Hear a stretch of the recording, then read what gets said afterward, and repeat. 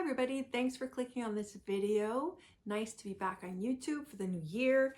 Hopefully it'll be a great reading year and a great year overall.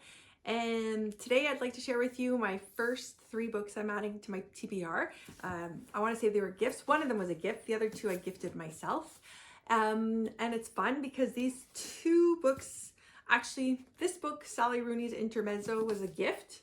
And I've been wanting to read this for a long time. I've had a hard time getting a copy of it, so I was really happy to get it for Christmas. I'm sure everybody knows about the book. It's the author of Normal People, Beautiful World, Where Are You? Beautiful, I read it. Beautiful, there it is. Beautiful World, Where Are You? And Normal People. I read them both. It took me a while to get used to her writing style, especially the lack of quotations, which I'm sure a lot of people complain about. Not complain, complain's not the right word. Just takes some getting used to. So this book I think is about grief, if I'm not mistaken. Their father dies. There's 2 brothers. Peter's a Dublin lawyer in his 30s, successful. Ivan is a 22-year-old competitive chess player.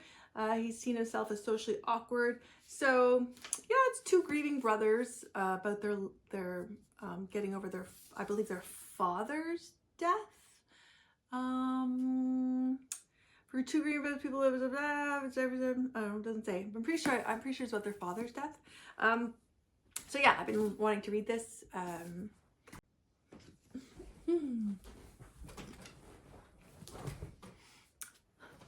So for the other 2 books, I thought I was recording, but I hadn't hit record, so I might be in a different location and everything.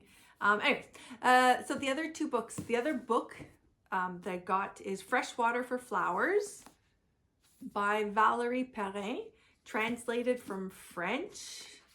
And it's about a woman named Violet, who's a caretaker at a cemetery in a small town. A police chief shows up from out of town and he wants to bury his scatter his mother's ashes on a grave site of a complete stranger. It soon becomes clear that Julien, that's the police chief, inexplicable gesture is intertwined with Violet's own complicated past. So a friend of mine suggested this book and I had no idea what it was about. She highly recommended it and I trust her opinion. So I bought it and I think it would be fun to read a book that I knew nothing about and somebody else recommended it. That also is to be said about this one, The Island of Missing Trees, by Elif Shafak. It was also recommended by a different friend who said it was an absolutely beautiful book, and we tend to have the same tastes in books. So I took her up on her word and I got it for myself for Christmas. It's also part of Reese's book club. This one takes place on a Greek island with a Greek Cypriot and a Turkish Cypriot. They meet at a taverna. They're 2 teenagers. They meet at a taverna, and yeah, the tree is there when war breaks out, when the capital is reduced to ashes and rubble, and when the teenagers vanish. Decades later, Costas returns. He's a botanist looking for native species, but really he's searching for lost love. Anyways, I had no idea what it was about. And people, when they describe books to me or when we describe books to each other, we tend to be pretty vague, which is fun because it just gives us a chance to discover what the book's about on our own. Yeah, so that's it for me. It's a short video. Just wanted to share with you my first 3 books that I'll be reading this year. And I've also promised myself this year that I'm going to read at least 1 nonfiction a month.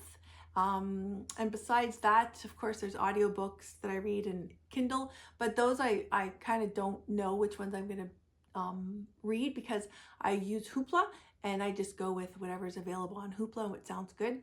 And yeah, we'll be having reviews. I'll be having reviews for these books down the road. So take care and Happy New Year.